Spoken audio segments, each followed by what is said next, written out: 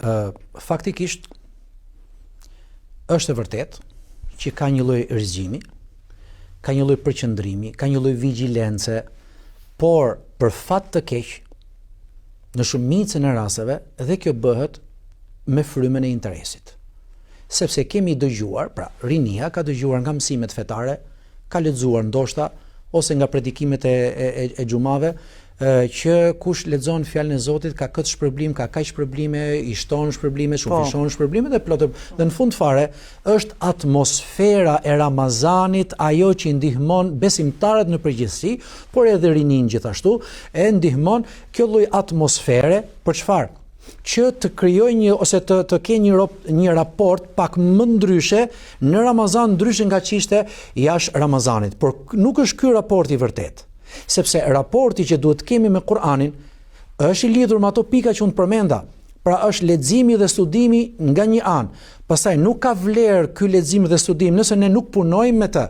Dhe për rrjedhoj, nëse nuk punojmë, çfarë pune do të bëjmë? Do të punojmë me ajetet kuranore dhe porosit kuranore 3, 4, 5 herë, apo do të jetë sistemi i jetës tonë? Nëse e bëjmë sistem të jetës, ne do ftojmë të tjerët dhe në fund fare shpresojmë të vdesim të sinqert, të vdesim të përkushtuar dhe të vdesim të devotshëm me fjalën e Zotit Kur'anin famëlar.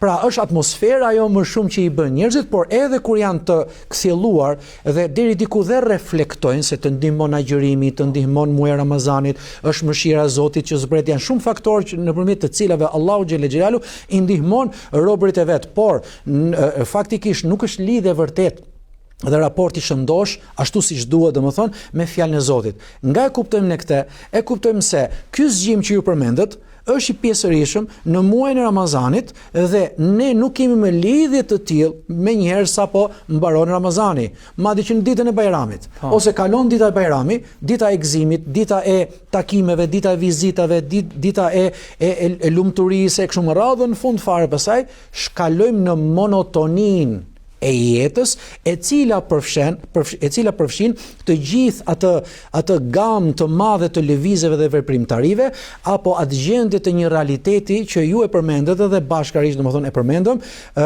monotonia e antivlerave që ka zënë rolin dhe vendin e vlerave. Dhe për rrjedhoj, ne themi, elhamdulillah që ka një rizgjim, elhamdulillah që ka një raport.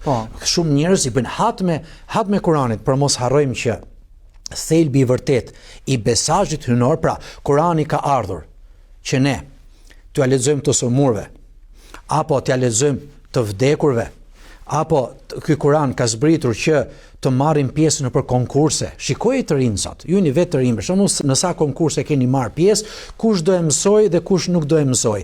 Edhe një të riu i vjen keq që nuk arriti do të futet në konkurs. Një tjetër që u fut në konkurs nuk arriti do të fitojë. Edhe ai që fitoi nuk fitoi një shumë të majme kush e di çfarë, krahasim me konkurse të tjera kombëtare që mund zhvillohen, ose mund të fillojë dhe ajo pjesa që pse fitoi ai dhe nuk fitova unë, a thua se fjala e Zotit është bërë që ne të kemi smirë njëri tjetrin, apo që ne mos të shikojmë në formën e mirë dhe të drejtë njëri tjetrit, apo ta marrim dhe ta fusim në frymën komerciale ku shoqëria sot domethënë karakterizohet me frymën e interesit dhe komercializmit.